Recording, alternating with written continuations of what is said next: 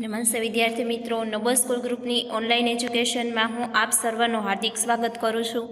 આજે આપણે ધોરણ 6 આપણો વિષય છે વિજ્ઞાન। એમાં તમારા ચેપ્ટરનું નામ છે પ્રકાશ, પડછાયો અને પરાવર્તન। તમારી ટેક્સ્ટબુક છે એનું પેજ નંબર તમારે 107 કાઢવાનું રહેશે। પ્રકાશ, પડછાયો અને પરાવર્તન એટલે કે શું? તમે જો પ્રકાશની અંદર એટલે કે કોઈ પણ લાઇટ હોય એની નીચે ઊભા રહેશો અથવા તડકામાં ઊભા રહેશો તો તમારો શું પડે છે? પડછાયો પડે છે, ને એ જ પડછાયો તમે પાછો જોઈ શકો તો એને આપણે શું કહીએ છીએ? તો કે પરાવર્તન કહીએ છીએ। એના વિશે આપણે શીખવાનું છે। આપણે આપણી આસપાસ બહુ બધા રંગીન અને જુદા જુદા પદાર્થો જોઈ શકીએ છીએ। શાળાએ જતી વખતે આપણે બસ, ગાડીઓ, સાયકલ, વૃક્ષ, પ્રાણીઓ અને ક્યારેક શું જોઈએ છે? તો કે ફૂલ પણ જોઈ શકીએ છીએ। તમારા વિચાર મુજબ આ બધા પદાર્થો આપણે કઈ રીતે જોઈએ છીએ? એટલે કે જો આપણે બધી જે વસ્તુ હોય છે એ આપણે શેના વડે આપણે જોઈએ છીએ? તો કે આંખ વડે જોઈએ છીએ। આ બધા સ્થળો વિશે વિચારો કે રાત્રિના સમયે જ્યારે સંપૂર્ણ અંધારું હોય ત્યારે તમને શું દેખાશે?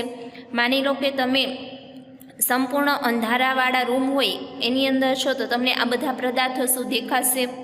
પણ જ્યારે તમે કોઈ મીણબત્તી સળગાવો એટલે કે પ્રકાશ હોય તો જ આપણે શું કરી શકીએ છીએ? વસ્તુ જોઈ શકીએ છીએ। અને પ્રકાશ ન હોય તો આપણે વસ્તુ જોઈ શકતા નથી। ટોચમાં રહેલ બલ્બ એ એવો પદાર્થ છે જે પોતાનામાં પ્રકાશ ઉત્પન્ન કરે છે। સૂર્ય બીજો એવો જાણીતો પદાર્થ છે તે પોતાના પ્રકાશ આપે છે। દિવસ દરમિયાન પ્રકાશ વડે આપણે વસ્તુઓ જોઈ શકીએ છીએ। સૂર્ય જેવા પદાર્થો કે જે પ્રકાશ ઉત્પન્ન કરે છે તેને શું કહેવામાં આવે છે? તો કે પ્રકાશિત પદાર્થ કહેવામાં આવે છે।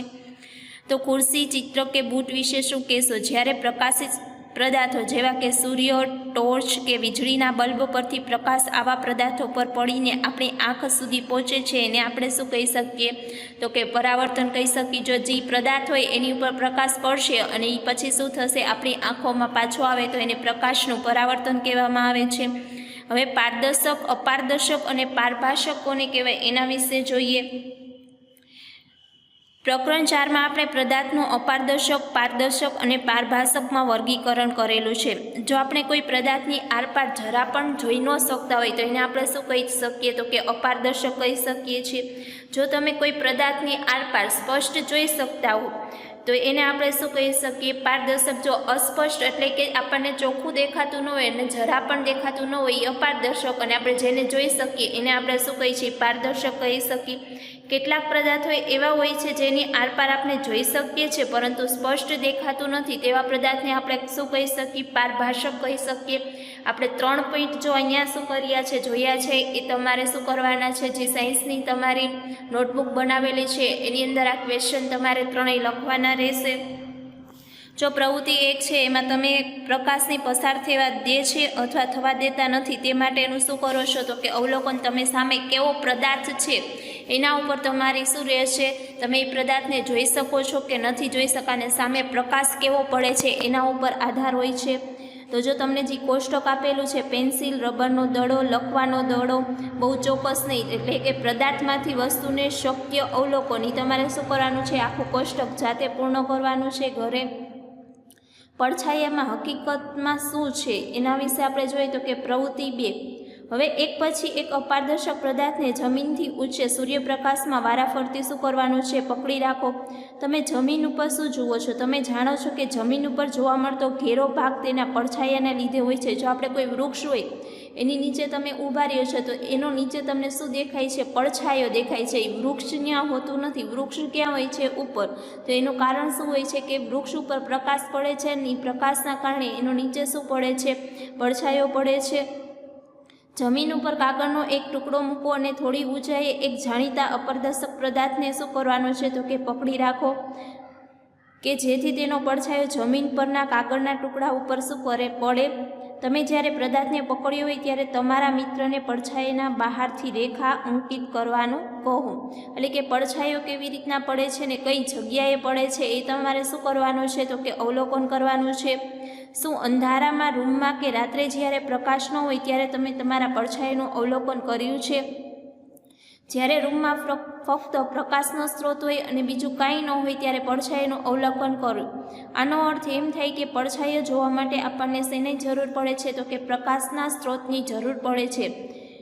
એક અપારદર્શક પદાર્થની જરૂર પડે છે। શું બીજું કોઈ પણ કંઈ જરૂરી છે, એટલે કે આપણો પડછાયો જોવા માટે આપણે બીજી કોઈ વસ્તુ જો જરૂરી છે. જો આપણે અંધારામાં એમનામ ચાલ્યા જતા હોય તો આપણો પડછાયો આપણને જ ન દેખાય, પણ તમે પ્રકાશમાં હોય તો તમને તમારો પડછાયો શું કરે છે, તો કે દેખાઈ શકે છે. પ્રવૃત્તિ નંબર 3 એમાં શું છે, તો કે અંધકાર કરવાનું છે. સાંજના સમયે તમારા થોડા મિત્રો સાથે ખુલ્લા મેદાનમાં જાઓ. તમારી સાથે ટોર્ચ અને એક મોટું શું લેવાનું છે, તો કે કાર્ડબોર્ડ લેવાનું, અને તમારે શું કરવાનું, અંધારું હોય એની ઉપર તમે ત્યાં જ્યાં પડછાયો ફક્ત પડદા ઉપર મેળવી શકાય, એટલે કે પડદો સામે ગોઠવી દેવાનો, એની આગળ તમારે ઊભું દેવાનું, અને તમારા ઉપર શું કરવાનું છે, તો કે ટોર્ચ હોય એના દ્વારા તમારા જે ફેસ હોય એની ઉપર તમારે પ્રકાશ ફેંકવાનો, અને જે પડછાયો છે એ પડદા ઉપર, એટલે કે તમારી પાછળ જે પડદો હશે એમાં તમારો પડછાયો તમને શું થશે, તો કે દેખાશે. માટે પડછાયો હંમેશા પડદા ઉપર જ મેળવી શકાય છે. રોજબરોજની જિંદગીમાં મેદાનમાં, રૂમની દિવાલો, ઇમારત કે બીજી સપાટીઓ તેમજ પડછાયો જુઓ છો, તમને તેમના માટે પડદા તરીકે શું કરે છે, વર્તે છે. જો આપણે જ છીએ તો કે આપણા શરીરનો પડછાયો આપણને દેખાય છે, તો એ જમીન ઉપર આપણે ચાલીને જતા હોય તો આપણી આગળ શું જતો હોય છે, પડછાયો જતો હોય છે. તો એનું કારણ શું છે, તો કે એ એક પડદા તરીકેનું કામ કરે છે. પ્રવૃત્તિ નંબર 4 તડકો હોય તેવા દિવસે શાળાના મેદાનમાં એક ખુરશી મૂકો. ખુરશીના પડછાયા ઉપરથી તમે શું અવલોકન કરીશું, પડછાયો ખુરશીના આકારનું ચોક્કસ ચિત્ર બનાવે છે. જો ખુરશીને થોડી ગોળ ફેરવામાં આવે તો પડછાયાનું કદ કઈ રીતે બદલાય છે, એટલે કે જેમ જો આપણે જે પદાર્થ છે એને ફેરવી એમ એના પડછાયાનું પણ શું થઈ જાય છે, એના આકાર અને કદમાં શું થઈ જાય, તો કે ફેરફાર થાય છે. એક પાતળી નોંધપોથી લો અને તેનો પડછાયો જુઓ. નોંધપોથી એટલે કે તમારી જે નોટબુક હોય એ લો, અને એમાં જેવો પડછાયો દેખાય છે એ તમારે જોવાનો છે. થોડા પુષ્પ અથવા અન્ય રંગીન પદાર્થ લો. પુષ્પો એટલે કે શું, ફૂલ લેવાના થોડાક, અને બીજા જે કલરવાળા પદાર્થો હોય એ લેવાના છે. દાખલા તરીકે લાલ ગુલાબ અને પીળું ગુલાબ. શું પદાર્થના રંગ અલગ અલગ હોય ત્યારે પડછાયો પણ શું અલગ અલગ દેખાય છે. એક લાંબુ ખોખું લો અને જમીન ઉપર પડતો તેને પડછાયો જુઓ. જ્યારે તમે ખોખાને ગોળ ફેરવો છો ત્યારે તમે શું જુઓ છો, પડછાયાનું કદ પણ શું થઈ જાય, જેમ તમે ખોખાને ફેરવશો એમ એના કદમાં પણ શું થઈ જાય છે, ફેરફાર થાય, અને એના પડછાયામાં પણ શું થઈ જાય છે, સામે ફેરફાર થાય છે. જ્યારે તેની સાથે લાંબી બાજુ સૂર્ય તરફ રાખેલી હોય ત્યારે તેની ટૂંકી બાજુ સૂર્ય તરફ હોય છે. ચાલો આ લાંબા ખોખાનો સાદો કેમેરો બનાવવા માટે આપણે શું કરીએ, એ ખોખામાંથી તમારે શું બનાવવાનું છે, એક સાદો જે કેમેરો આવે છે એ બનાવવાનો છે. જે આના પછીનો જે લેક્ચર હશે એમાં આપણે આગળ જોઈશું. થેન્ક યુ વિદ્યાર્થી મિત્રો.